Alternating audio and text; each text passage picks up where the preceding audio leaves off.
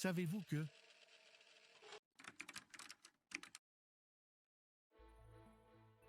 À partir du vote de la loi du 1er juillet 1896 ayant recréé les universités, le gouvernement de la Troisième République va demander à ces universités, donc rétablies et rénovées, de partir à la conquête d'un public international. À ce moment-là, il s'agit essentiellement de lutter contre l'influence intellectuelle exercée par l'Allemagne. Beaucoup de ces jeunes universités vont mettre en avant l'enseignement, en particulier des lettres, la culture française ou la langue française. Lyon va entrer dans la danse avec un certain retard, parce que dans un premier temps, on a un recteur qui n'est pas du tout partisan de cette politique d'expansion internationale, et aussi parce que cette jeune université a des problèmes financiers. Ça n'est que tournant de 1909, avec un nouveau recteur, convaincu du bien fondé de cette politique d'expansion internationale, il s'appelle Paul Joubin, avec des fonds qui sont moins en berne que dans la période précédente, qu'on va commencer à penser à cette expansion universitaire lyonnaise.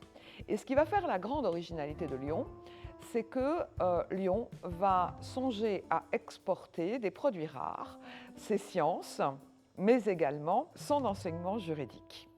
Le choix de Lyon est d'autant plus original qu'on va se tourner vers des terres qui n'ont pas du tout été investies par les autres universités, à savoir le Moyen-Orient, et plus exactement cet empire ottoman qui est un peu en voie de décomposition et dont tout le monde attend en fait qu'il parte en morceaux. Alors le Liban va avoir évidemment une place tout à fait particulière pour des raisons très stratégiques. Lyon commerce avec le Liban depuis très longtemps, dans le commerce de la soierie, les échelles du Levant, et donc ce qui correspond à la Syrie et au Liban sont des terres avec lesquelles Lyon est en contact depuis très très longtemps. Depuis aussi la fin du 19e siècle, certains filateurs lyonnais de soie en soierie se sont installés et se sont implantés au Liban. Donc il y a des liens commerciaux et le recteur en est bien conscient. Ça peut aider aussi à faire triompher cette idée d'un enseignement supérieur lyonnais au Liban, parce qu'on aura l'appui de la Chambre de commerce, parce qu'on aura l'appui des milieux commerciaux et financiers lyonnais.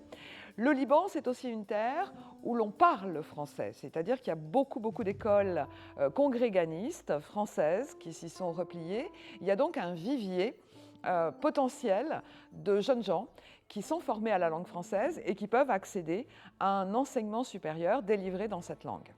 L'école de droit de Beyrouth, c'est le fruit du travail acharné d'un juriste, en fait un historien du droit lyonnais, Paul Huvelin, qui a été la cheville ouvrière de la création de cette école.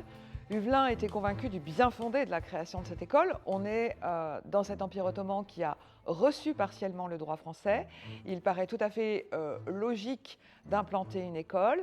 En revanche, ce qui va être très complexe et qui va susciter beaucoup de difficultés, c'est de trouver un accord avec la Compagnie de Jésus qui est implantée à Beyrouth et par laquelle il faut impérativement passer. Elle a déjà une autorisation d'enseignement au sein de l'Empire ottoman. Il n'est pas certain, en 1909, 1910, 1911, que le gouvernement ottoman donnerait à une université française ce droit d'enseigner. Il faut donc nécessairement passer par une alliance avec la Compagnie de Jésus. Or, nous sommes en France, en métropole, dans les années postérieures à la séparation de l'Église et de l'État. Il y a eu une célèbre crise dite des inventaires.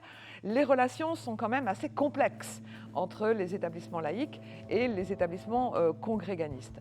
Néanmoins, Paul Huvelin va réussir à mener à bien cette alliance. La confiance va réussir à s'instaurer entre l'établissement laïque lyonnais et la congrégation, ce qui fait que cette école a pu être constituée, composée d'un personnel enseignant qui sont de jeunes docteurs que l'on choisit en métropole et qui acceptent de s'expatrier.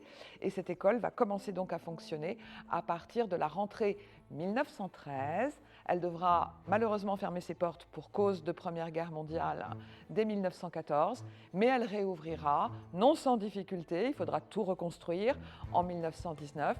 Mais elle fonctionnera pour la plus grande satisfaction de l'Université de Lyon, qui bien sûr pourra faire paraître dans ses statistiques un nombre impressionnant d'étudiants étrangers, qui sont en réalité ces étudiants libanais ou libano-syriens inscrits dans son établissement de Beyrouth. Et évidemment, cette collaboration va durer très longtemps. Elle ne sera interrompue qu'avec la guerre civile qui déchirera le Liban dans les années 1970. Et les liens évidemment de Lyon avec le Liban ont pu reprendre à la sortie du conflit et se rétablir, comme nous le voyons aujourd'hui à travers le programme de nos échanges ou de nos diplômes délocalisés.